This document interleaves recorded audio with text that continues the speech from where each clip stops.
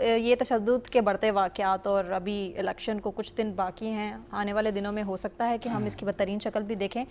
आपको लगता है कि जो FIR दर्ज करवाई गई उन लोगों पर जिन्होंने पथराव किया नामालूम अफराद के खिलाफ, ये FIR थी जो कि दर्ज कराई गई पीपल्स पार्टी की जानिब से, ये रद्द-ए-अमल ठीक रद्द-ए-अमल है?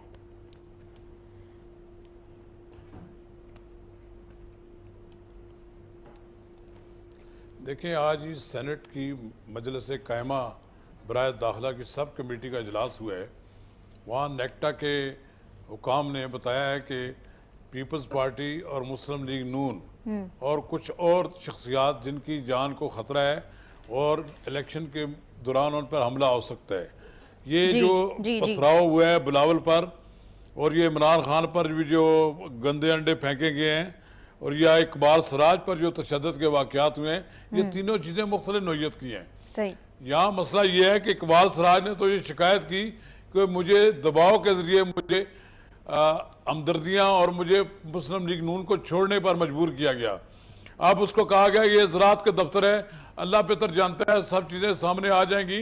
रातों रात जिन लोगों ने अपनी वफादारियाँ तब्दील करके जीप का निशान लिया था, ये सारी दुनिया को मालूम है कि इनको किस तरह मजबूर किया गया है। जहाँ तक पीपल्स पार्टी के कायद बिलावल की को पर जो पथराव हुआ है, ये भी एक सोचा समझा मंसूबा है। वहाँ पीपल्स पार्टी का गाड़ा है, किसी की जरूरत नहीं है कि पीपल्स पार्टी के किसी लीडर पर कोई हमला करे। ये भी वहाँ हमला करवाया गया है। ये बताना मकसूद ये है कि आप महफूज नहीं हैं। इसी तरह एक जवाबी रद्द अमल हुआ है इमरान खान साहब। लेकिन इमरान खान साहब को पाया जाता है लियारी के अवाम में आदी हो गए, पीपल्स पार्टी ने हमला करो, कुछ नहीं किया, धरना दे दो, टूट फूट करो, सब कुछ करो। जी, लियारी के अवाम में गम और गुस्सा तो पाया जाता है कि उनके लिए कुछ नहीं किया गया। सिंध के लोगों के दिलों में अब भी जुल्फकार अली भुट्टो बसता है। लोगों के दिलों से जुल्फकार अली भुट्टो का नाम निकालना बड़ा मुश्किल है सिंध में।